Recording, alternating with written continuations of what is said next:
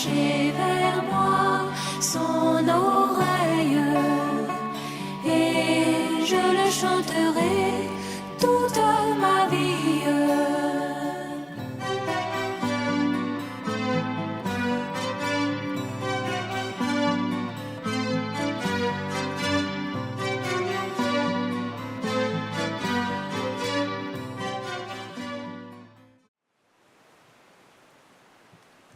Gloire à Dieu. Je vous salue tous dans le précieux nom de notre Seigneur et Sauveur, Jésus-Christ.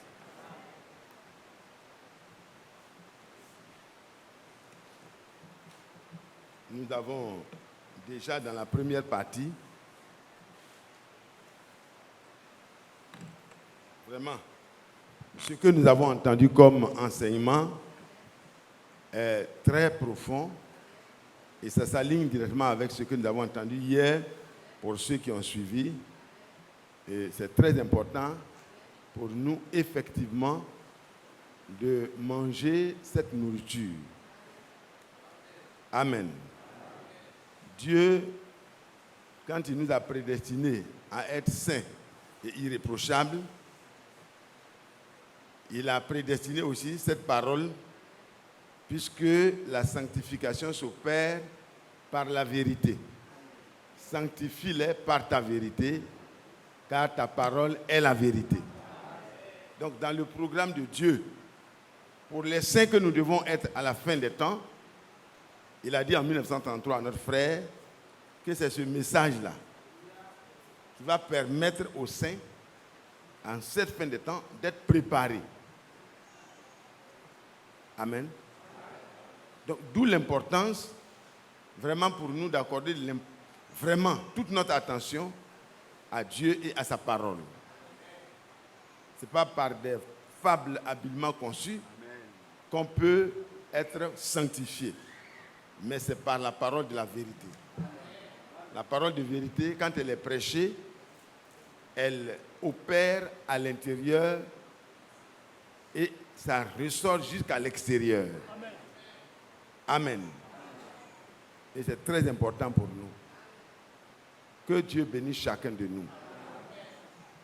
Le frère a bien résumé et je ne vais pas revenir assez là-dessus.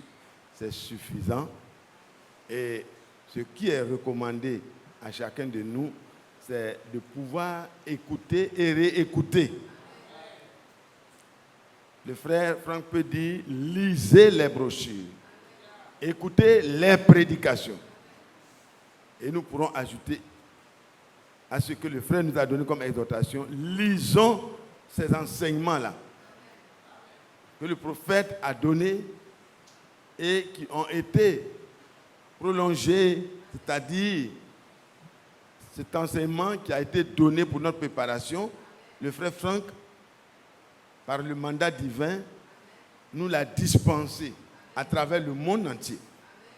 Et le but est le même que ce qui a été dit en 1933. Préparer l'épouse. Nous amener à la vraie sanctification. La sanctification, ce n'est pas la multitude de jeûnes et de prières seulement, non. Puisque beaucoup en font. Mais ils n'ont pas la parole de la vérité pour les sanctifier. Donc il faut vraiment à la base la parole de la vérité. Et alors les exercices spirituels trouveront un ancrage dans la vérité de la parole. Et c'est à ce moment-là que nous pourrons aller vers la ressemblance parfaite de notre Seigneur Jésus-Christ. Parce que nous devons parvenir à la stature parfaite du Seigneur Jésus-Christ. Amen. Que le Seigneur nous bénisse tous. Qu'il nous fortifie. Amen. Tout ce que Dieu fait a une valeur éternelle. Vous avez bien entendu cela. Quand Dieu agit dans notre vie, également, ça a une valeur éternelle. Si nous recevons ce que Dieu fait, alors la portée de ce que nous recevons de Dieu, nous allons le trouver dans l'éternité. Que son nom soit loué. Mon âme exalte le Seigneur, comme Marie l'a exprimé depuis la bassesse dans laquelle elle était, Le Seigneur l'a élevé, l'a relevé. Le Seigneur n'a pas regardé la bassesse de chacun de nous. Amen. La grâce qui a été faite à Marie de recevoir la vraie parole promise pour son temps est la même grâce qui est faite à vous et moi en cette fin de temps. N'est-ce pas? Qui a reçu la grâce de Dieu? Qui a vu la grâce de Dieu se manifester dans sa vie? C'est la vérité. Nous n'avons rien fait pour que Dieu s'intéresse à nous. Mais Dieu nous a d'avance connus et c'est dans ce sens-là qu'un jour, la parole qui a été proclamée depuis le commencement à Jérusalem, qui a été enseignée, qui est sortie de Sion, elle est allée dans toute la Judée, elle est allée dans la Samarie, elle est allée dans les autres nations, elle est allée jusqu'aux extrémités de la terre elle est allée jusqu'aux extrémités de la terre par ce mandat divin. Notre frère n'a pas eu un temps long sur la terre pour aller partout, mais ce n'était pas aussi ce que Dieu avait réservé comme part pour lui. Il a rassemblé la nourriture et le frère qui a été mandaté pour cela nous a apporté cette nourriture précieuse et vraiment qui a une portée éternelle. S'il vous plaît, soyons attentifs, soyons assidus, soyons comme les premiers disciples. On peut lire déjà dans Actes au chapitre 2, vous voyez, leur attitude est vraiment un enseignement pour vous et moi qui devons parvenir au même but que eux. Ils ont eu vraiment un temps d'attente. Le frère a parlé de l'attente. C'était important pour eux d'attendre. Vous vous souvenez, pour faire une connexion avec ce que nous étions en train de lire la dernière fois, dans Galates au chapitre 3, pour revenir à Actes au chapitre 2. Galates au chapitre 3, nous avions lu la dernière fois, et nous revoyons là pour continuer. Au chapitre 3, verset 13. Christ nous a rachetés de la malédiction de la loi, étant devenu malédiction pour nous. Car il est écrit, maudit est quiconque est pendu au bois. Pourquoi? Afin que la bénédiction d'Abraham eût pour les païens son accomplissement en Jésus-Christ, et que nous puissions recevoir par la foi l'Esprit qui avait été promis. Amen. Que Dieu soit loué. Que Dieu soit loué. Le rachat. Le rachat a un but. Le rachat a un objectif. Et c'est pour cela que nous allons revoir un peu un pan de cela. Seigneur notre Dieu, alors que la lecture a été faite, ton serviteur a déjà introduit en demandant que tu puisses nous aider à écouter ta parole. Ce qui vient de l'homme n'a aucune portée éternelle. Cela est temporaire et souvent même ça dérange. Mais quand c'est toi, alors nous pouvons tous être édifiés et être tous enseignés de Dieu. C'est ce que nous recherchons et c'est ce que nous voulons ce matin au nom du Seigneur Jésus-Christ. Amen. Vous savez que quand le Seigneur est né, il y a eu une grande joie dans le ciel. Les anges, il y a un ange d'abord qui est descendu pour annoncer la nouvelle aux bergers. Il y a eu des mages à qui l'étoile est apparue. Ils savaient qu'un événement d'une portée mondiale était en train de se dérouler. Et alors, pendant que l'ange indiquait aux bergers que quelque chose était en train de se passer à Bethléem, une multitude d'anges est venue se joindre à ces anges-là pour proclamer des choses joyeuses. Amen. Un message joyeux. Ils sont venus et ils ont chanté, ils ont chanté cette naissance-là avec les bergers. Je veux dire, les bergers écoutaient cette chorale, si on pouvait le dire ainsi, et c'était la joie. Ils ont pu dire gloire à Dieu dans les lieux très hauts et paix sur la terre. Amen. La gloire était effectivement à Dieu dans les lieux très hauts et cela donne la paix sur la terre à nous que Dieu a agréé et choisi. Que son nom soit loué. Que son nom soit loué. Mais vous savez que Marie a eu sa part de visitation. Les bergers ont eu leur part de visitation. Et par la grâce de Dieu, voilà ce qu'on peut lire. Et voici, verset 12, chapitre 2, Luc chapitre 2, verset 12. Et voici, soudain, il se joignit à l'ange une multitude de l'armée céleste, louant Dieu et disant, gloire à Dieu dans les lieux très hauts et paix sur la terre parmi les hommes qu'il agrée. Amen. Mais avant, le premier ange a dit, c'est aujourd'hui. C'est qu'aujourd'hui, dans la ville de David, il vous est né un sauveur qui est le Christ, le Seigneur. Il est né pour notre bonheur. Il est né dans le but, parce que sa première venue, le but, c'était la rédemption. C'était le rachat. Parce qu'il fallait des rachetés, des affranchis avant l'établissement du royaume. Gloire soit rendue à Dieu. Et Hébreu nous parle de ça. L'épître aux Hébreux nous résume ça rapidement. Au chapitre 9, verset 26. Voyez, il est dit, autrement il aurait fallu, verset 26, qu'il eût souffert plusieurs fois depuis la création du monde. Tandis que maintenant, à la fin des siècles, il a apparu une seule fois pour abolir le péché par son sacrifice. Pour abolir le péché par son sacrifice. Première venue correspond effectivement à l'abolition du péché. Amen. Le royaume de Satan devait être ainsi complètement vaincu. Le péché est à l'origine de l'influence de Satan sur les hommes. Et le Seigneur est venu commencer à la racine. Amen. Gloire à Dieu. Gloire à Dieu. Il dit, il s'est offert une seule fois pour porter les péchés de plusieurs, le Christ. Le verset 28. Il apparaîtra aussi sans péché une seconde fois à ceux qui l'attendent pour leur salut. Donc, la première phase est le temps du salut, le temps de la grâce.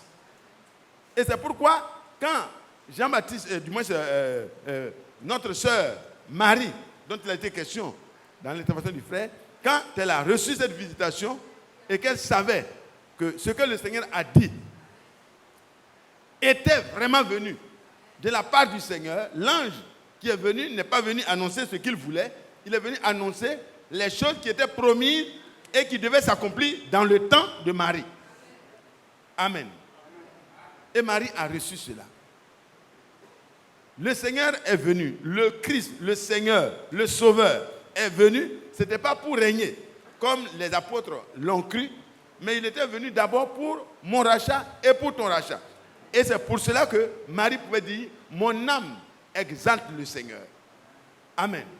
Tu n'as pas regardé la bassesse de ta servante, mais pour le salut, tu es venu et tu as choisi ta servante comme moi. Amen. Et pour vous et moi, c'est la même chose. Le choix de Dieu s'est porté sur nous. Même si ce n'est pas pour que nous puissions prendre une grossesse, mais en nous, à l'intérieur de nous, par la foi, Christ doit trouver de la place en nous. Par la même parole qui est sortie de la bouche de Dieu, Dieu veut former des fils et des filles de Dieu qui puissent avoir la même nature, qui puissent avoir part à la même vie, à la même nature, à la même capacité que le premier-né. C'est pourquoi d'abord, comme il est écrit dans Hébreux 2, nous pouvons lire que dans l'objectif de Dieu, c'était que toi et moi qui avons été amenés dans l'humiliation, qui avons été amenés dans les méandres de la terre, dans le plus bas de la terre, nous avons été amenés dans le péché. Par Adam et Ève, nous sommes tous nés en étant des menteurs, des trompeurs et tout. Mais le Seigneur, il est écrit à partir du verset 9, Hébreux 2. Mais celui qui a été abaissé pour un peu de temps au-dessous des anges, Jésus, nous le voyons couronné de gloire et d'honneur à cause de la mort qu'il a soufferte, afin que par la grâce de Dieu, il souffrit la mort pour tous. Amen.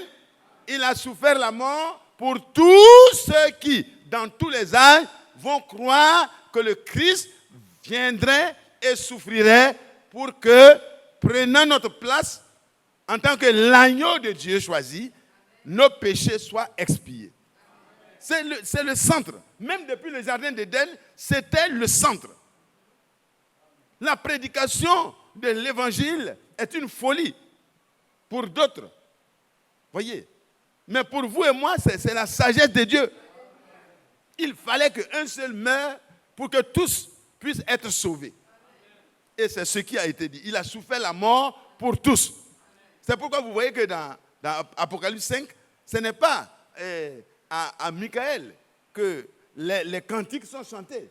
Non. Ce n'est pas à Gabriel. Et ce que nous pouvons lire dans Apocalypse 5, ce n'est que dans l'œuvre glorieusement accomplie du rachat, quand il a pris le livre en tant que celui qui a racheté, alors tout le ciel était en mouvement. Les êtres vivants, les 24 vieillards, les anges, et plus tard, quand vous lisez plus bas, même les êtres qui sont dans le ciel, qui sont sur la terre, qui sont sur la mer, et même en bas, tous les êtres se sont mis à louer l'agneau, parce que c'est lui par lequel le rachat a eu lieu et qui ramène toute la création à une communion, à une harmonie avec Dieu. Il n'y aura plus de tuerie, il n'y aura plus de beaucoup de destruction, parce que quand le Seigneur arrive à prendre la place dans le cœur de ceux qui sont ses élus, avec la manifestation des fils de Dieu, même la nature va connaître une joie avec vous et moi. C'est très important. Ta place est centrale, ta place est importante en Christ. Frères et sœurs, nous ne sommes pas là sur la terre pour paraître aux yeux des hommes. Nous sommes là pour représenter la position de Dieu. Pour représenter vraiment l'échantillon que Dieu a choisi sur la terre. C'est pourquoi, frères et sœurs, n'oublions pas qu'à nous aussi, la grâce a été faite comme à Marie. Le cantique de Marie, chacun de nous doit le chanter. Mais avant cela, nous devons pouvoir dire, je suis la servante du Seigneur. Je suis le petit serviteur du Seigneur. Qu'il me soit fait selon le plan de Dieu. Amen. Et le plan de Dieu aujourd'hui, c'est que tu écoutes ce que Dieu a prédestiné pour ta préparation. Amen. Vous ne pouvez pas attendre la grande manifestation des fils de Dieu sans passer par le programme qu'il a établi à la fin des temps. Il y a eu des âges. Dans le premier âge, il y avait des problèmes qui étaient spécifiques au premier âge. La séduction a commencé, le cavalier au cheval blanc, on reviendra un jour sur ça avec un peu plus de détails, comme le frère le dit souvent. Mais vous voyez, il y a eu un premier âge. L'ennemi s'est présenté sous une forme. Il y a eu un deuxième âge, il y a eu un troisième âge, il y a eu un quatrième âge, il y a eu un cinquième âge, un sixième âge. C'est des époques réparties tout au long du temps de la grâce où l'Église du Seigneur est présente sur la terre. Mais dans la dernière partie de ce temps de la grâce, nous sommes dans le septième âge, voyez, et l'ennemi est venu avec beaucoup plus de ruse et de méchanceté. Il a mélangé tout ce qu'il a utilisé dans les âges passés et il utilise ça pour amener la mort partout. La mort spirituelle. Et c'est pourquoi Dieu qui a vu cela a suscité un prophète. L'esprit de l'aigle. La face de l'aigle. Pour que les hommes et les filles les filles et les fils de Dieu soient instruits pour leur bien-être et pour leur bonheur. Pour que les instructions que le Seigneur nous donne nous permettent de nous hisser au-dessus de la mêlée. Parce que sans la révélation, sans ce que Dieu peut faire de manière, par son esprit, prophétique, de manière prophétique par son esprit, nous ne pouvons pas comprendre les choses qui se passent aujourd'hui. Parce que c'est dans notre âge qu'il est dit que les deux esprits seront tellement similaires, le diable va tellement essayer d'imiter. L'imitation va être tellement raffinée que à peine les hommes pourront faire la différence entre le vrai et le faux. Mais Dieu soit loué. Dieu soit loué. Dieu soit loué. Dieu nous a donné ce prophète-là pour que nous puissions comprendre qu'est-ce que l'ennemi a comme moyen actuellement de séduction. Vous savez que quand j'ai écouté un certain prédicateur, ou bien quoi là, bon, je ne sais pas si vous avez écouté aussi, mais quand il vous explique, vous avez l'impression que c'est lui, vraiment le messager que Dieu a envoyé pour rassembler, afin que tout soit un, parfaitement un. Oh, laissez vos différences, venez, on est tous un. Voilà un homme, hein. Il dit, oh, les protestants, avant on vous a heurté, oh, mais maintenant ça va. Soyons tous un. Les problèmes d'enseignement, ce n'est pas grave. Ce n'est pas l'esprit. Mais l'enseignement est d'abord ce que Dieu a donné. Est-ce que vous comprenez? Ça, c'est les hommes. Donc, l'esprit qui conduit les fils de Dieu vers la gloire est en train de faire son travail. Mais il y a un esprit antichrist qui veut faire les choses en apparence. Et cet esprit-là agit maintenant. Parallèlement à ce que Dieu fait, il y a un esprit qui agit aussi de manière parallèle. Et les dénominations ne peuvent pas discerner cela. Mais vous et moi, nous avons reçu la parole prophétique. Nous savons qui est l'antichrist, nous savons qui est le faux prophète, nous savons qui est la bête, et nous savons qu'est-ce que l'ennemi va faire contre les croyants à la fin des temps. Et c'est pourquoi, vous et moi, nous devons être heureux comme Marie, de ce qu'à nous, la grâce a été faite. Nous devons être heureux de ce que le Seigneur a donné sa parole pour qu'avec la parole, nous puissions discerner ce qui est faux et ce qui est vrai. Amen. Que Dieu soit loué.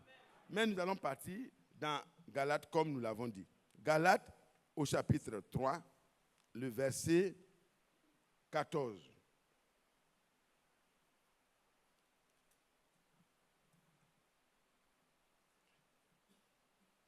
Galates 2, verset 14. Galates 3.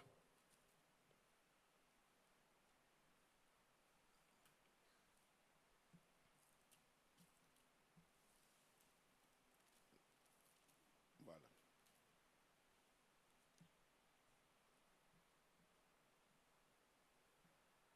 Afin que. Donc la malédiction n'a plus d'effet sur les rachetés.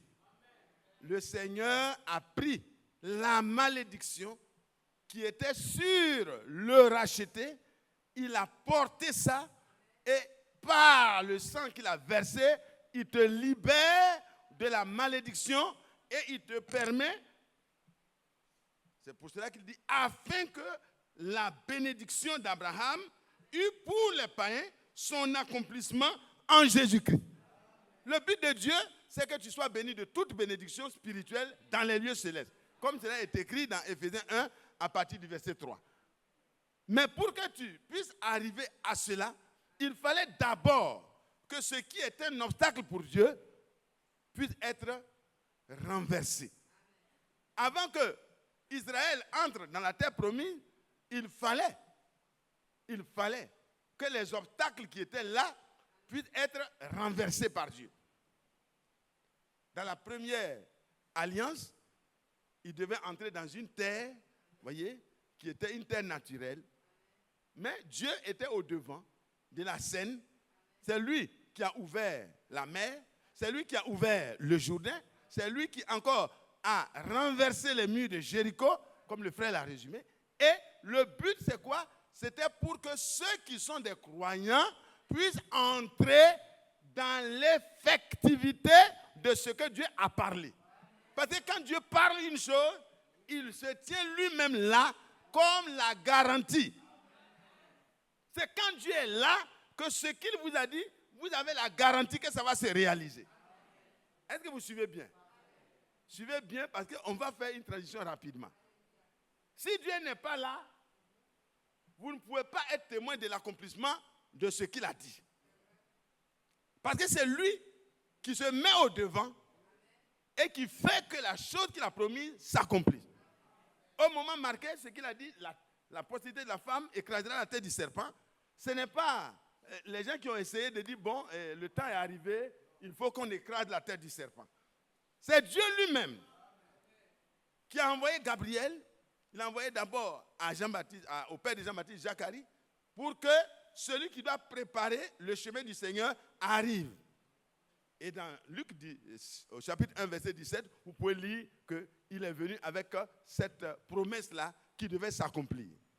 Et plus tard, vous voyez, quand le Seigneur, par sa grâce, devait manifester sa bonté à la croix, je saute tout, c'était conformément à ce que Dieu avait déjà programmé et qu'il avait dévoilé déjà le secret à ses serviteurs, les prophètes. Ésaïe a eu la grâce de voir ce temps de la rédemption. Il a vu le temps de voir la souffrance du Seigneur. Il a eu le temps de voir comment, comme un agneau, il serait mené à la boucherie. Il a eu le temps de voir comment cela aboutirait. Après avoir souffert de cette manière, il va amener à la gloire beaucoup de fils, comme nous l'avons entendu dans Hébreux au chapitre 2. Il voulait amener à la gloire beaucoup d'enfants de Dieu qui sont assis dans les ténèbres. Il voulait nous amener à recevoir une participation à la gloire divine. C'est l'objectif. Et c'est pourquoi le prince de notre salut, le Seigneur Jésus-Christ, Dieu manifesté en chair, devait prendre ta place et prendre ma place pour mourir de manière si méchante, si on peut le dire ainsi, sur la croix du Calvaire. L'objectif, c'est afin que la bénédiction d'Abraham est pour toi et moi, nous les païens, son accomplissement en Jésus-Christ. Et que par cela, nous puissions recevoir par la foi l'Esprit de Dieu qui avait été promis. Vous savez que la foi et l'obéissance vont ensemble. La promesse a été faite dans l'Ancien Testament aux descendants d'Abraham. Mais regardez, quand le temps d'accomplissement est arrivé, Dieu a envoyé un prophète et il les a conduits. Mais ce n'est pas tout le monde. C'est ceux qui ont cru et qui ont obéi, qui ont eu à prendre part à l'accomplissement de l'entrée dans la terre promise. Les autres sont restés en arrière. Frères, si nous devons avoir part à la bénédiction d'Abraham, allons à l'origine pour voir comment Abraham s'est comporté. Genèse au chapitre 22. Quand on parle de la bénédiction d'Abraham, il faut retourner là-bas pour voir. Au chapitre 22. Genèse 22. Genèse 22. Vous pourrez lire tout à la maison, mais nous sommes limités par le temps. Nous allons lire juste une partie.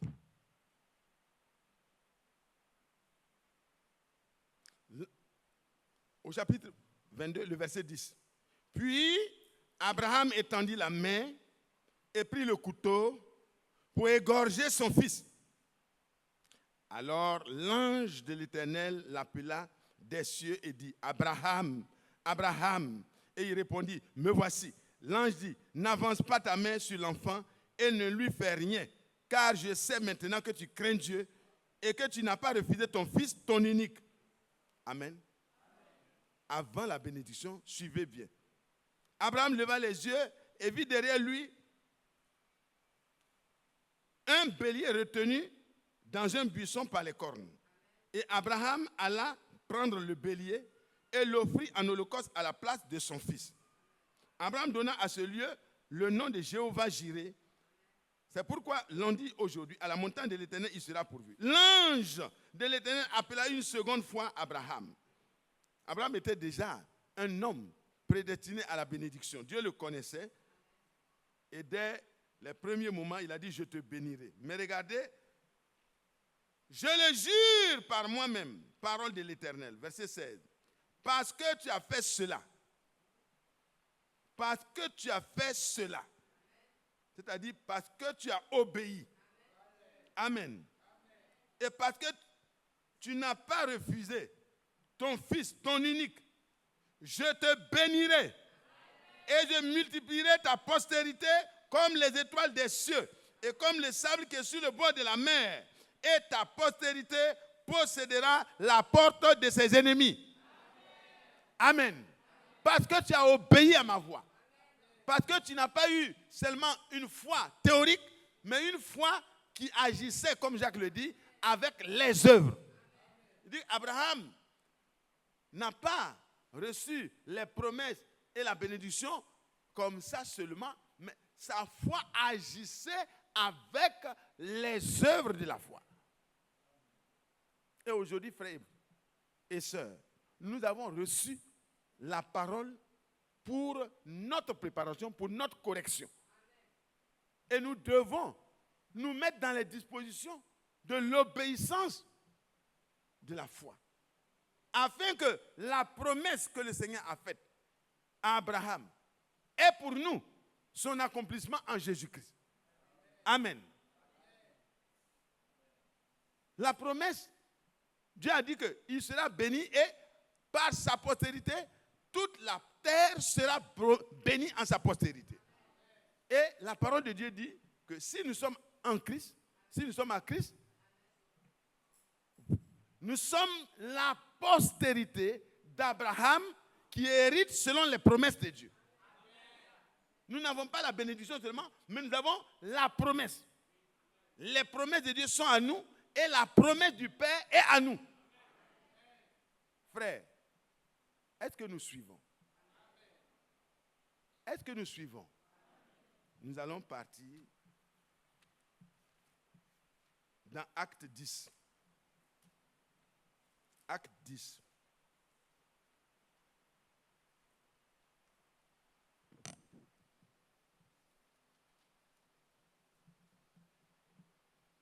Acte 10. À partir du verset 30. Corneille dit, il y a 4 jours, à 7 heures, je priais dans ma maison, à la 9e heure. Et voici, un homme vêtu d'un habit éclatant se présenta à moi et dit, Corneille, ta prière a été exaucée. Dieu s'est souvenu de tes aumônes. Alléluia. Oh là là. Voilà un homme aussi qui a reçu la grâce comme Marie. Il priait. Il n'a rien fait pour mériter quoi que ce soit. Mais il était disposé. Il était dans les bonnes dispositions. Il persévérait. Il n'avait pas vu d'ange, mais il continuait à prier. Il n'avait pas vu d'ange, mais il continuait à faire l'aumône.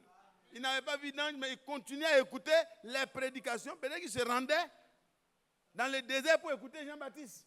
Voilà.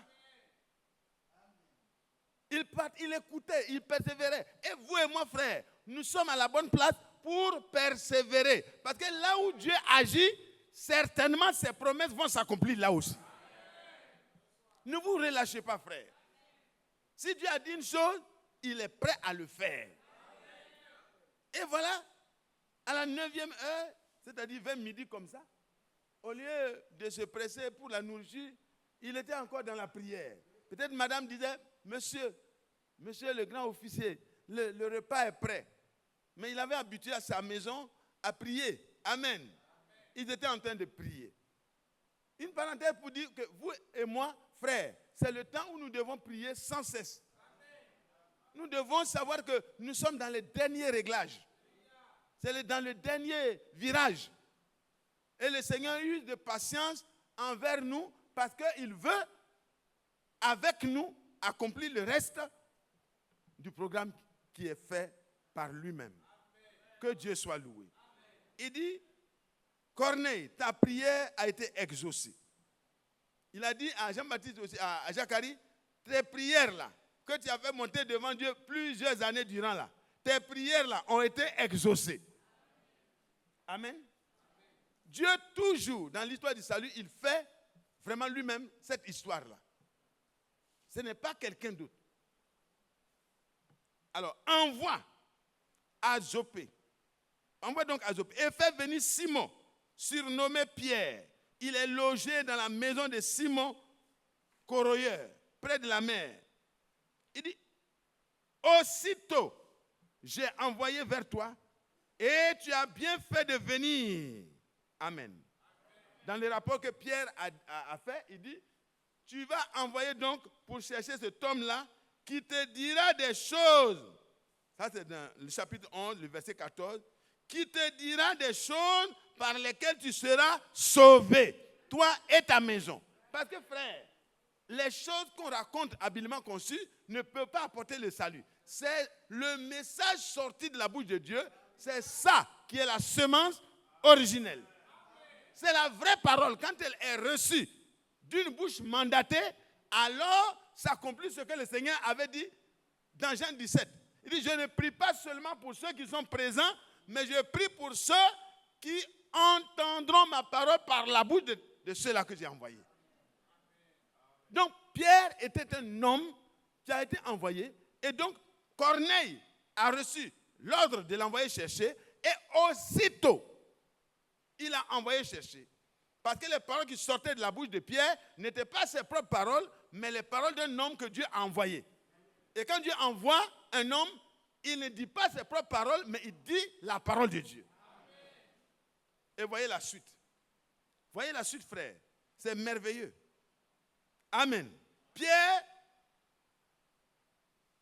et maintenant donc, nous sommes tous devant Dieu. Il ne dit pas nous sommes devant Pierre. Hein? Oh là là, cet homme, il avait plus d'instructions que nous, souvent. Hein? Parfois, on est en train d'écouter la parole de Dieu, mais on a des gens qui forment des groupes qui sont en train de causer. C'est vraiment malheureux. On ne sait même pas qu'on est devant Dieu. Moi, je pense que si quelqu'un pense qu'en venant, il n'est pas devant Dieu, il serait mieux de dormir. Ce serait plus juste, cohérent, de dormir bien à la maison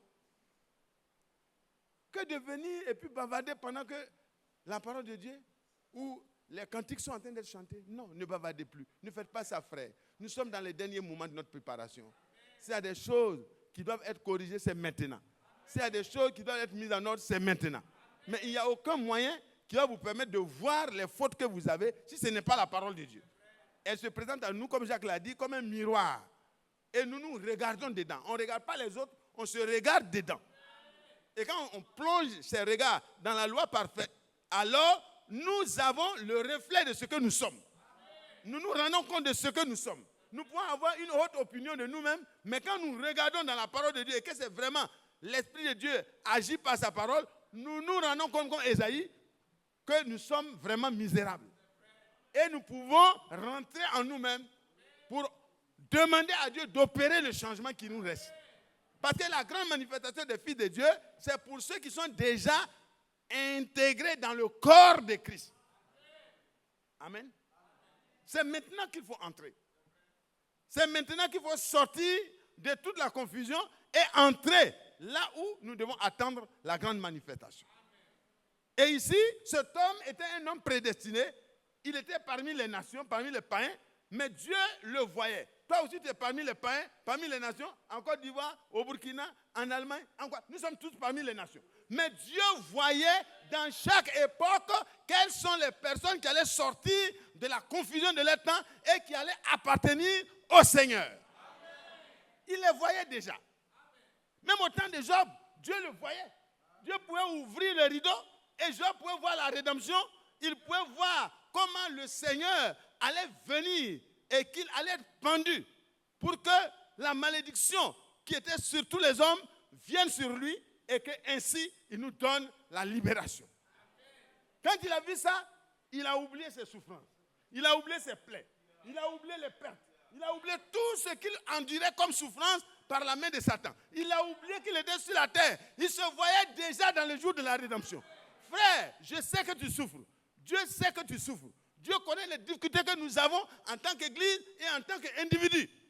Mais le Seigneur, dans le rachat, a inclus tout et tout. Le Seigneur a tout inclus. Il n'a rien oublié.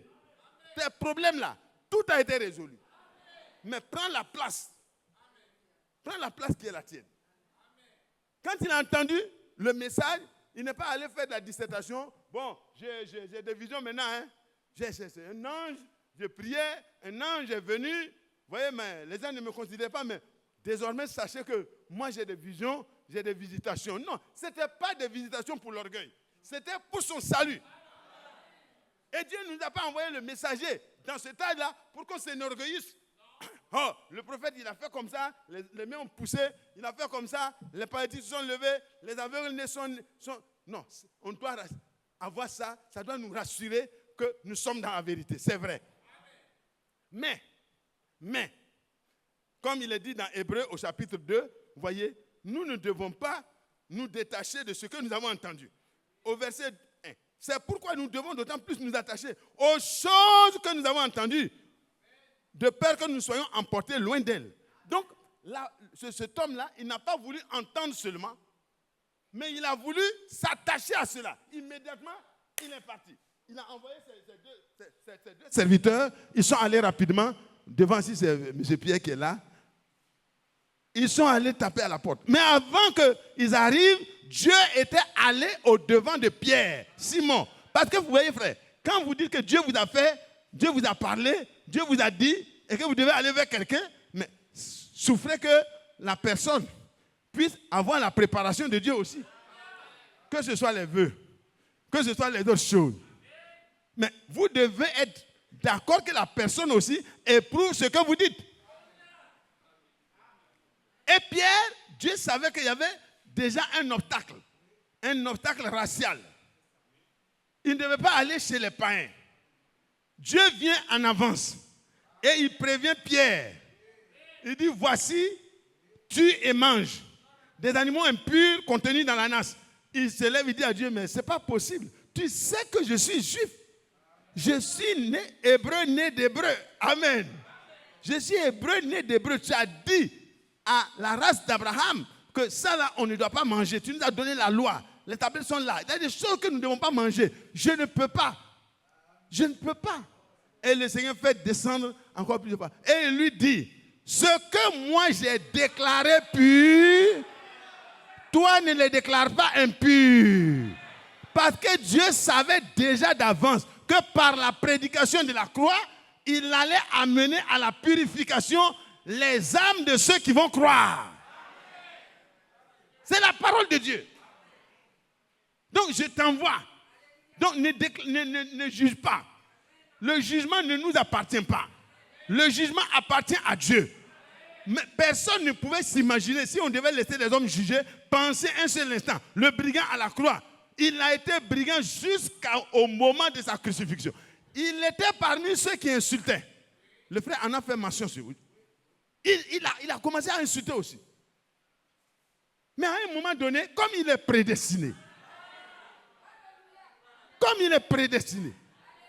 alors il s'arrête. Il regarde, mais tout ce qu'on est en train de dire là, le monsieur là ne dit rien. Aïe. Mais qu'est-ce qui se passe?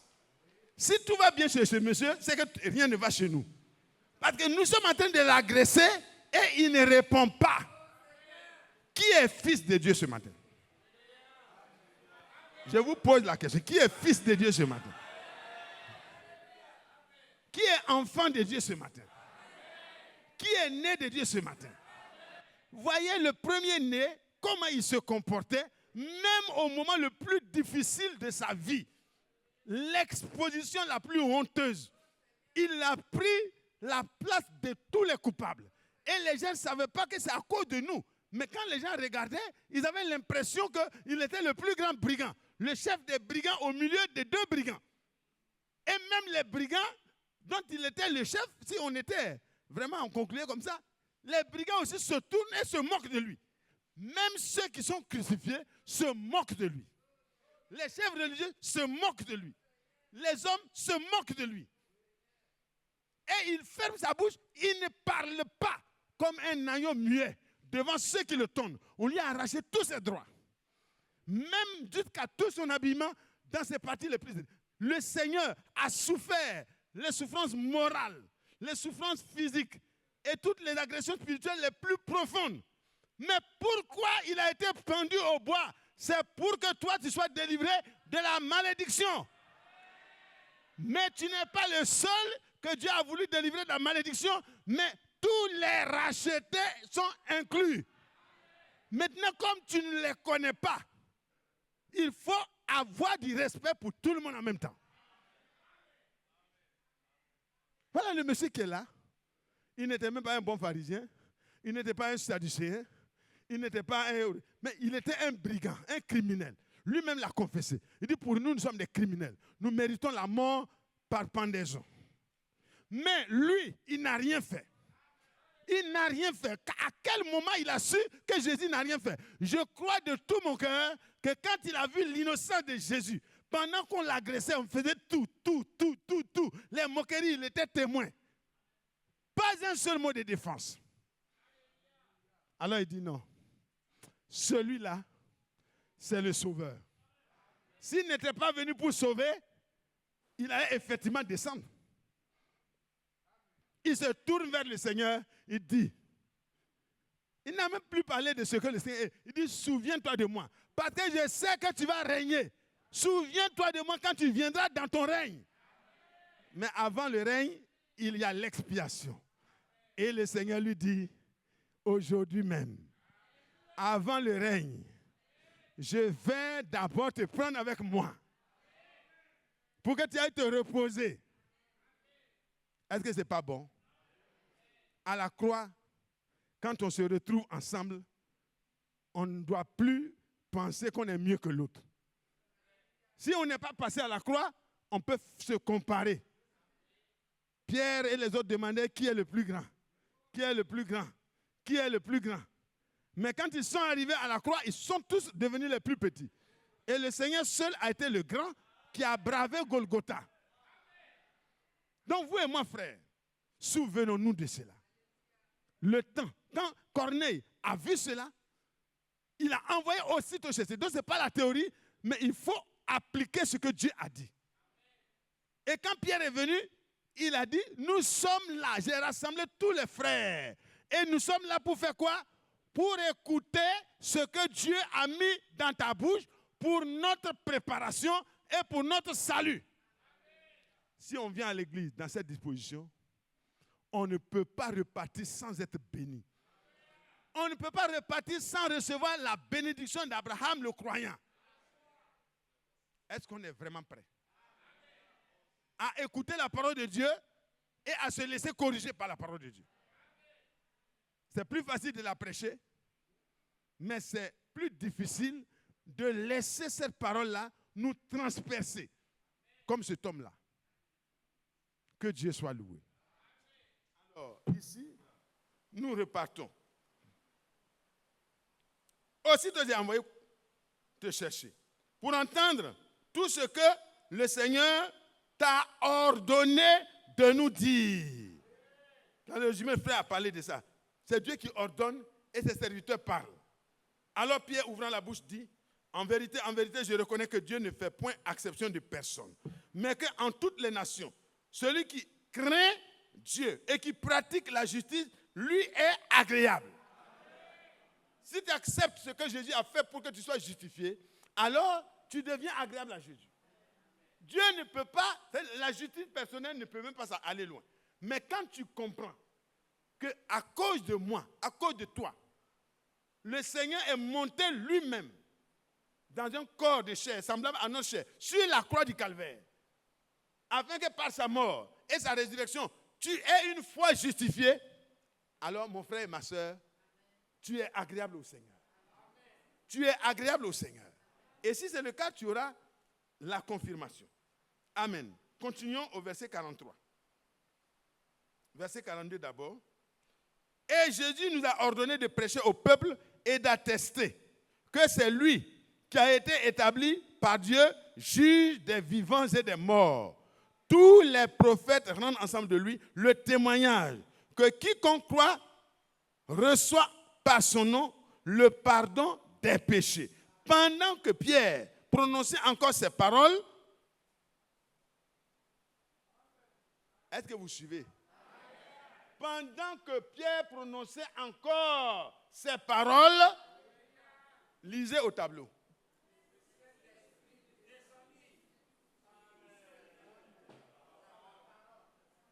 Pourquoi?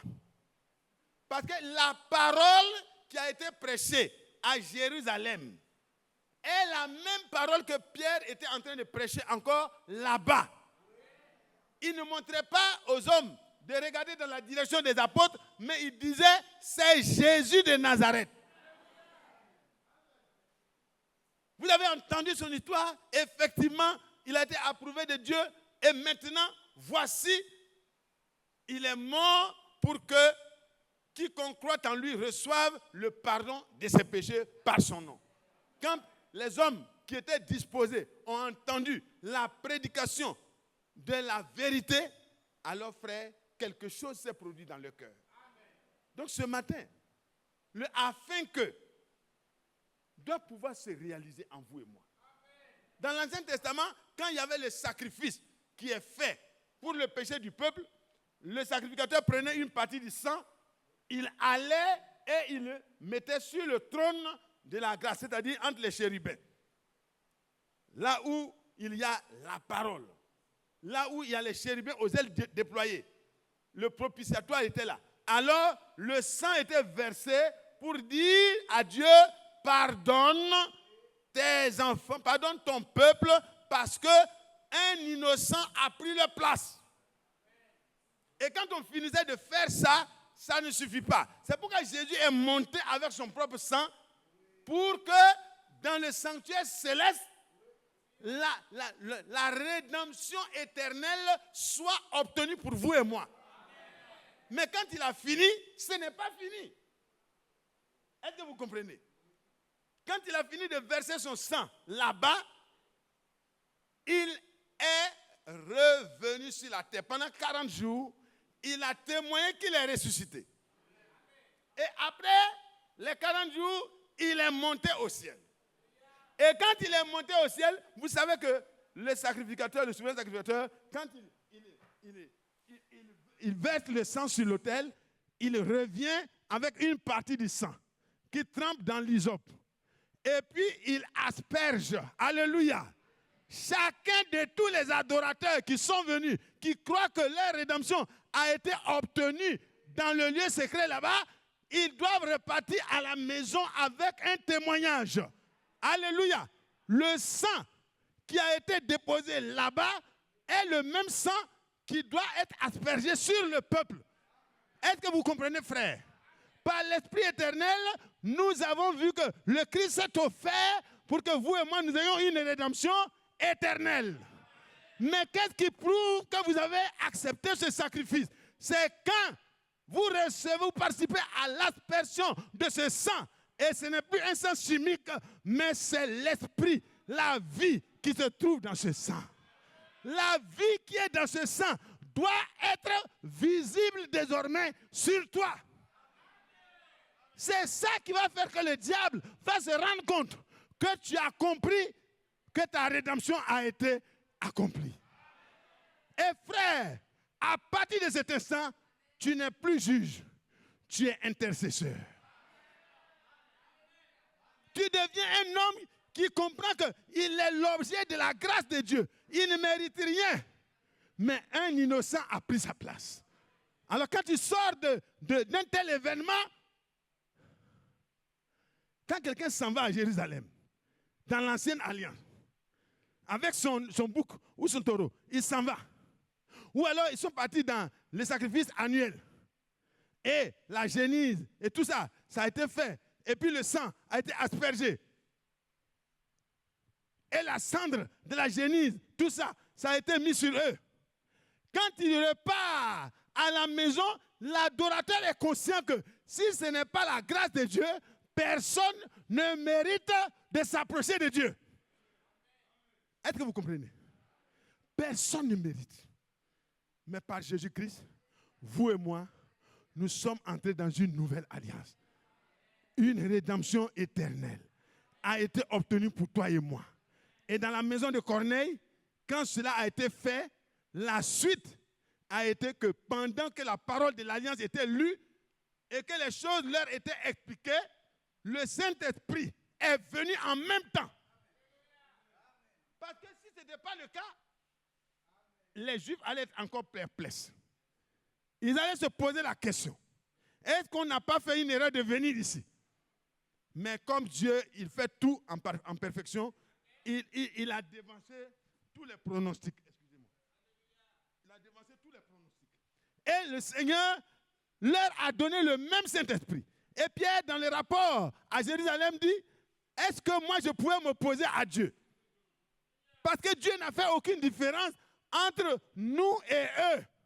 Il leur a donné le même témoignage. Ce matin, la question est, quel est le témoignage que tu as reçu?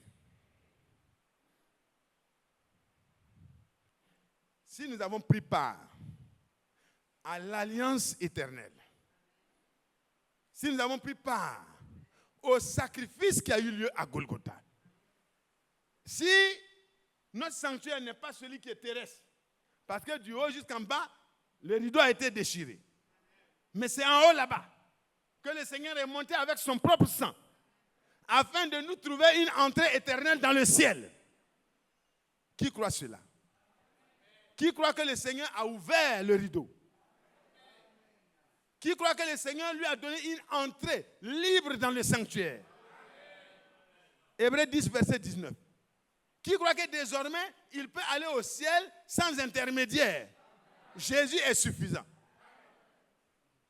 Alors, frères, de la même manière que les premiers ont reçu le témoignage de Dieu, que l'entrée est pour eux, toi et moi, Dieu nous fait la promesse. Je n'ai pas dit, allez jeûner 40 jours, allez jeûner 5 jours. Je veux que vous et moi, par la foi, regardez dans la maison de Corneille, ils ont eu combien de jours? Est-ce qu'il y a eu un jeûne qui a été décrété? Non.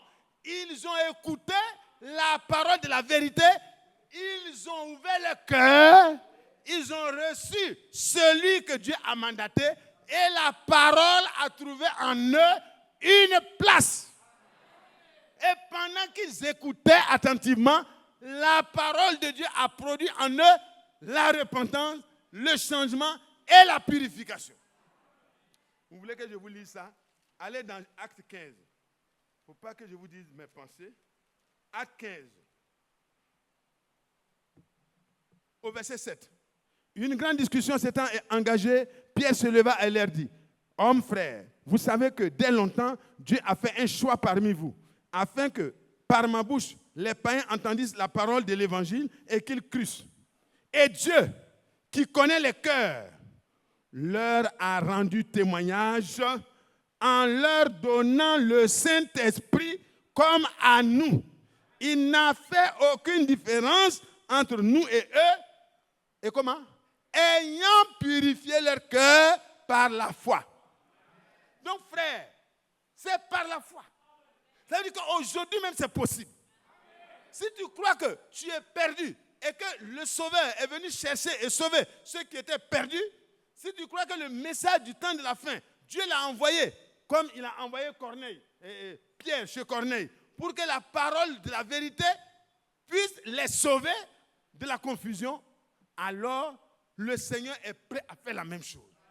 Le Seigneur veut trouver de la place en toi. Et si tu lis dans 1 Pierre, au chapitre 1, le verset 22, la parole de Dieu a une place vraiment avant que Dieu puisse aller à l'intérieur pour faire son travail. 1 Pierre au chapitre 1, le verset 22. Bon, le rachat, il parle de ça d'abord au verset 18. Sachant que ce n'est pas par des choses périssables, par de l'argent ou par de l'or que vous avez été rachetés. Donc le rachat, il revient encore à ça. Le rachat est le point, la base. Si tu n'as pas été racheté, si le sang de Christ n'est pas versé, mon cher ami, tous les ministères peuvent venir à toi, ça n'aura aucun effet sur toi. Mais il faut accepter d'abord la rédemption. Et ici, vous avez été rachetés de la vaine manière de vivre que vous aviez hérité de vos pères. Ce n'est pas par de l'or ou de l'argent, mais par le sang précieux de Christ, comme d'un agneau sans défaut. C'est pourquoi dans le ciel, quand cela a été montré, que la rédemption a été accomplie par l'agneau de Dieu, tout le monde s'est mis à chanter, comme nous allons le faire tout à l'heure. Nous allons chanter. Nous allons chanter notre salut. Nous allons chanter notre rédemption. Nous allons chanter avec les anges. Eux n'ont même pas été sauvés de cette situation-là et ils chantent. Nous devons chanter. Nous ne devons pas attendre, frère. Nous devons chanter. Je ne sais pas qui est le chant du jour, mais en tout cas, commence à te préparer. Nous devons chanter. Pourquoi nous devons chanter? Parce que comme Marie, Dieu n'a pas regardé la bassesse dans laquelle nous étions. Il a opéré la rédemption éternelle. Et le moyen par lequel il va purifier nos cœurs, c'est quoi? Verset 22. Ayant purifié vos âmes en obéissant à la vérité. Amen. Parce que quand, dans la maison de Corneille, ils ont écouté la vérité, la parole par laquelle ils devaient être sauvés, ils ont cru. Et quand ils ont cru, leur cœur, leur âme a été purifiée.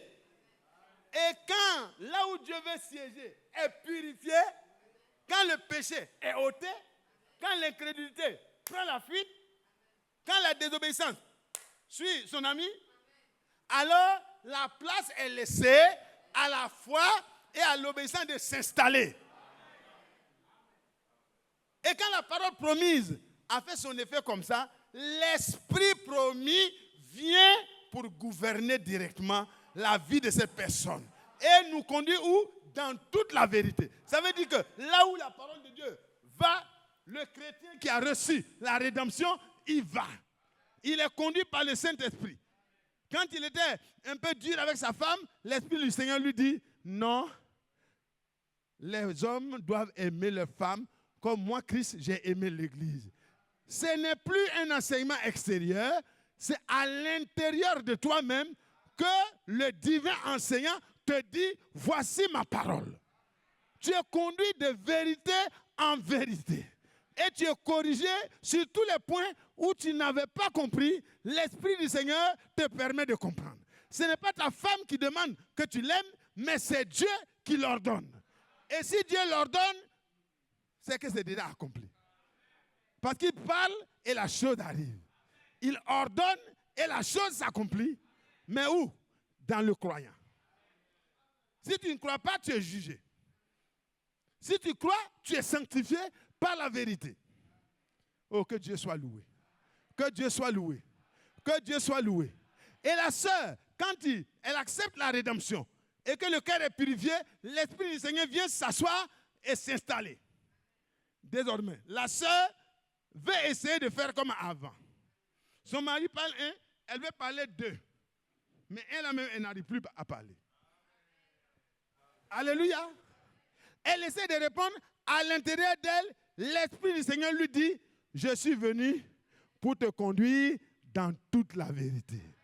La vérité est que toi, femme, tu dois être soumise en toutes choses à ton mari. Mais quand on est dans la chair, c'est la guerre. Aussi longtemps que les disciples n'avaient pas reçu l'Esprit du Seigneur, on ne pouvait pas leur dire, comprenez-vous, attendez-vous, allez, on va se comprendre. Désormais, non. Ça ne marche pas. Mais quand tu as l'Esprit de Dieu, tu ne méprises plus les autres. Qui veut que l'Esprit de Dieu vienne? Qui est fatigué de sa vie? Qui est fatigué de son comportement au foyer? Qui est fatigué de son comportement à l'église? Qui est fatigué de son comportement à la maison? Qui veut se comporter comme Dieu au travail? Qui veut que ses patrons le voient comme Joseph? Là où il est, ça prospère, ça avance. Il y a le rafraîchissement. Quand on lui donne 2, il multiplie, ça fait 4. Quand on lui donne 5, ça devient 10. Alléluia. Alléluia. Ce n'est pas parce que vous êtes assis ici, dans l'église du message, mais il faut que vous entrez dans l'alliance. Par la foi dans ce que le Seigneur a fait, repentons-nous. Il y a des gens qui, quand on lance l'appel, beaucoup disent, bon, ça fait longtemps que j'ai pris mon baptême. Mais aujourd'hui, au nom du Seigneur, je lance l'appel à tous ceux qui sont assis dans leurs mauvaises habitudes, qui continuent de vivre comme des païens, en étant des chrétiens baptisés dans le nom de Jésus-Christ. Aujourd'hui, c'est le temps de la grâce de Dieu. Tu dois recevoir comme Marie la parole de Dieu et tu dois pouvoir dire, Dieu n'a pas regardé ma bassesse. Aujourd'hui, il m'a visité. Je veux que la parole de la promesse trouve sa place dans mon âme. Je veux qu'elle purifie mon âme.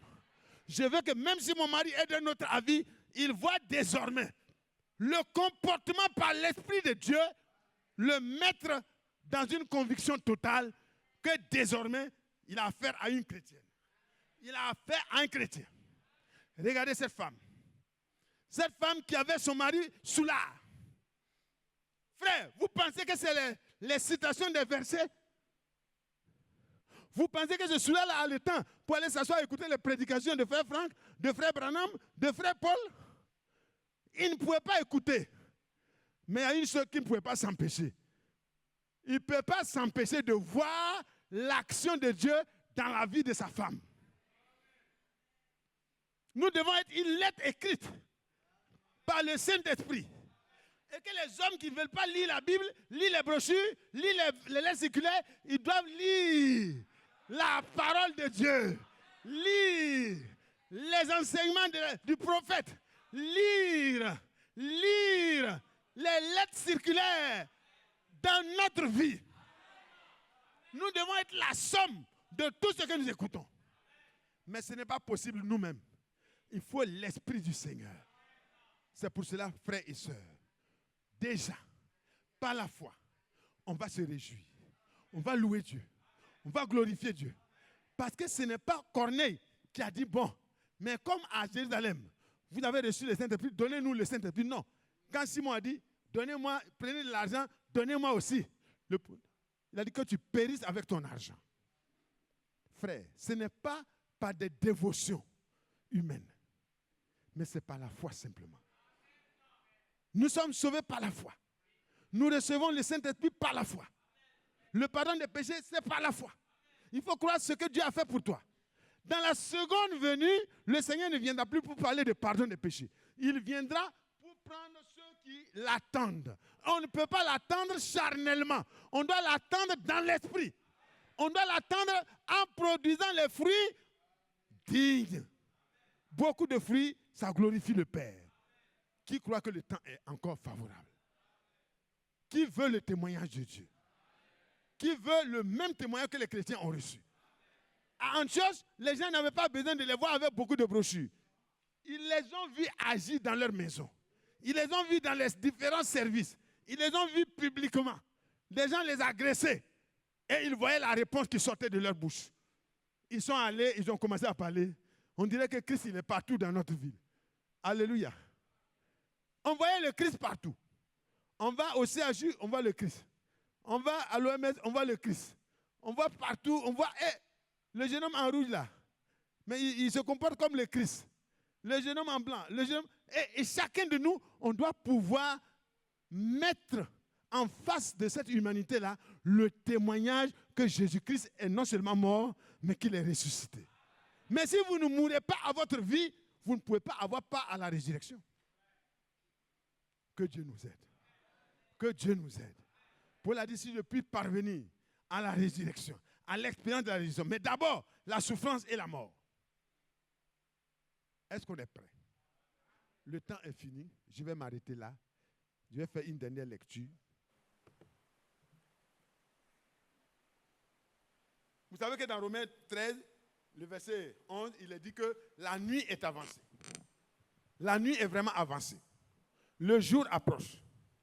Nous devons nous dépouiller des œuvres mortes des ténèbres qui sont là dominantes dans notre vie. 5 ans, 10 ans, 20 ans, 30 ans, dans le message. Chez Corneille, un seul jour. Un seul jour. Vous pouvez peut-être remettre en doute le ministère de Frère Mathias, c'est possible. Vous en avez le droit. Mais est-ce que vous pouvez remettre en doute le ministère de Frère Branham? Est-ce que vous pouvez remettre en doute le ministère de Frère Franck? Mais est-ce que ce n'est pas le moment favorable pour que vous et moi, nous puissions commencer maintenant à nous remettre en cause personnellement, individuellement, pour que le même effet que ça produit chez Corneille soit produit en chacun de nous. La question a été posée aux Éphésiens. Ils ont persévéré avec le messager, Jean-Baptiste. Jean-Baptiste a dit, celui qui vient après moi vous baptisera du Saint-Esprit et de feu. Et ils ont pris la partie baptême d'eau. Et puis ils sont là. Il dit, ouais, c'est Jean-Baptiste même qui nous a baptisés. Donc, tu ne peux plus parler de notre baptême, c'est le messager. Il dit, mais Jean-Baptiste a parlé de quelqu'un, il n'a pas dit de regarder à lui. Celui qui viendra après lui, là, c'est celui qui donne le pardon des péchés. C'est l'agneau de Dieu, c'est celui qui ôte le péché. C'est la prédication de la croix. Paul a commencé à centrer leur regard sur Golgotha. Ils ont su que Jésus est venu en tant que l'agneau de Dieu. Jean-Baptiste a pointé du doigt et dit, voici l'agneau de Dieu qui ôte le péché du monde. Est-ce que vos péchés sont ôtés? C'est la question. Il dit non, mais on a reçu son baptême. Mais ok. Mais pourquoi vous n'avez pas reçu le Saint-Esprit quand vous avez cru? Parce que Jean-Baptiste a montré le cheminement jusqu'au baptême du Saint-Esprit. Et sur place, comme ils ont accepté la correction, ils ont été baptisés au nom du Seigneur Jésus-Christ et ils ont reçu le Saint-Esprit. Frères et sœurs, chez Corneille, personne ne leur a imposé les mains. Chez les Éphésiens, Dieu a poussé Paul à leur imposer les mains.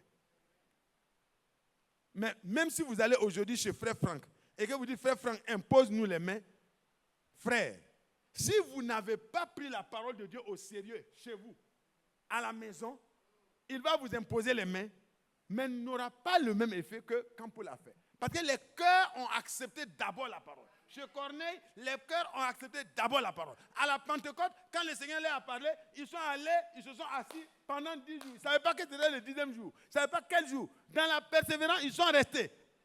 Ils sont restés en présence de la parole. Et puis, quand Dieu a regardé dans le cœur, Dieu qui connaît les cœurs, quand il a regardé, il a vu qu'ils étaient prêts.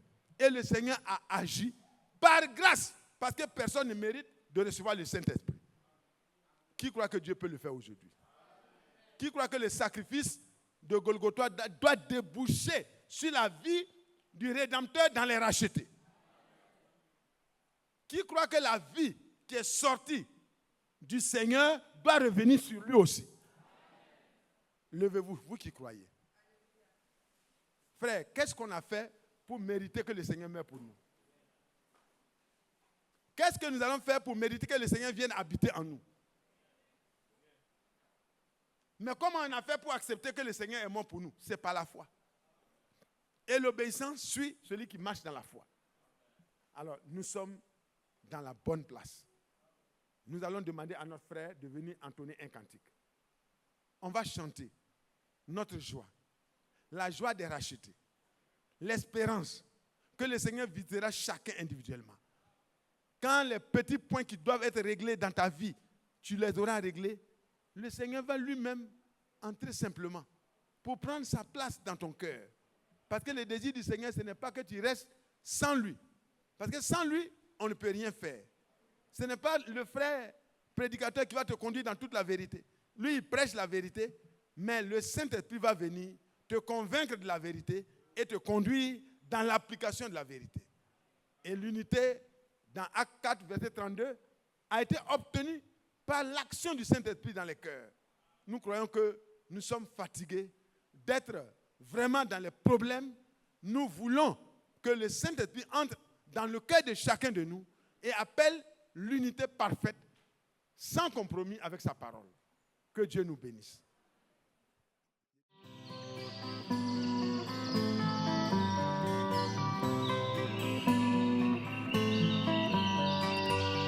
J'aime l'Éternel,